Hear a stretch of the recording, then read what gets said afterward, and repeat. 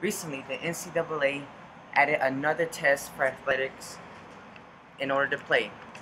Deaths over sickle cell have put the NFL and NCAA under pressure. The NCAA delegates have voted 254 over 200 in favor of this. This will require athletes to test for sickle cell starting August 1st, requiring schools to confirm health statuses of the player. The question is, what is sickle cell? To get a better understanding, let's go to our biology expert, FABIEN.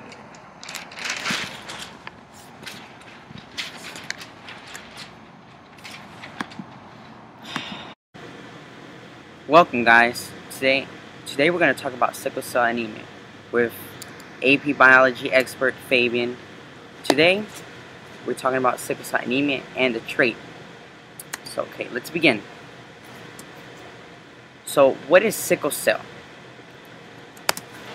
Sickle cell is just an abnormal red blood cell that's in your body. As you can see in this picture, when you have normal red blood cells, they look like donuts. They're rich in oxygen and they run through your body. But when you have sickle cell disease, your body creates these hook-shaped red blood cells that clog out your body and causes you to have a heart attack or a seizure. Okay? Let's talk about what is sickle cell trait. Sickle cell trait is when one of your parents, mom or dad, has it, and when they mate and you come out, you're a carrier. You don't necessarily have the disease. You don't have the disease. You're just a carrier or a trait. As you can see in this picture to your right, when you have normal blood cells, like I mentioned earlier, they're all donuts and they flow through your body easily because they have to bounce off each other and don't clog up. But whenever you do have the disease, they become all odd looking, crescent, hook looking, and that's what causes it to clog up, and it really messes up certain organs of your body. Okay, let's keep on going to, so we keep on going. We're going to talk about how you really get it, or how the trait is passed on. For instance, for the picture on your left side, we have mom and dad. Dad is clean. He's not a carrier, nor does he have the disease. But next to him, we have mom, who is a carrier. When they mate, there's 50-50 or half, saying that 2 of them are going to come out normal and 2 of the kids are going to come out with the trait. Not the disease, but the trait. Now, on the other picture, both mom and dad are carriers. In saying so, only one child is going to be clean, 2 of the childs are going to be carriers, and 1 child, unfortunately, is going to have the disease. Now, how do we figure that out? You can do with Punnett squares, as we taught in class, or you can use different alleles and multiply them. Okay, let's just talk briefly about a little bit of history about sickle cell. Okay, so one of the things that is very important to know is where it originated from.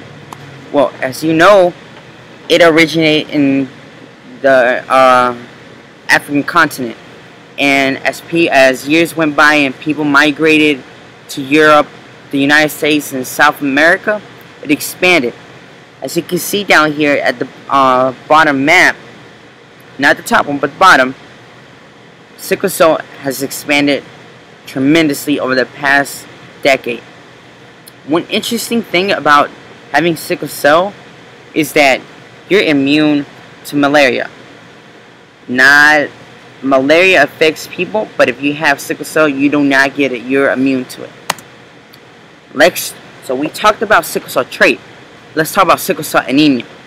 So sickle cell anemia is when you do have the disease, and it's most genetically common in the United States and it's estimated that 70,000 to 80,000 Americans have the sickle cell disease.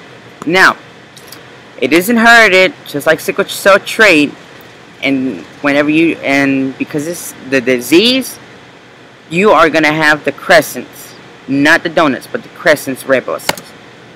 Okay, let's talk about how do you get it. It's simple. The same way you get the trait, the same way you get the disease. We go with alleles, dominant and recessive. You do the Punnett square, and probabilities is that one of you is going to have it. Now, in saying so, let's get it just a little bit of review.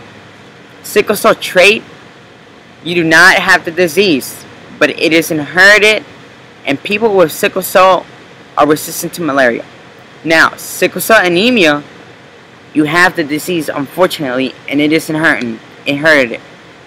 Okay, situation here is that the NCAA and NFL have been strictly under pressure because some of their players have died of sickle cell trait, because when you over-exercise, your blood is running, and regular blood cells turn into crescent and start clogging up your body, and you eventually die. The problem is that they don't want to screen their players, but other people want to in order to save lives. Well, thank you guys for being with FABIEN in today's AP lab for sickle cell. Hope you liked it. Have a wonderful evening. Ciao.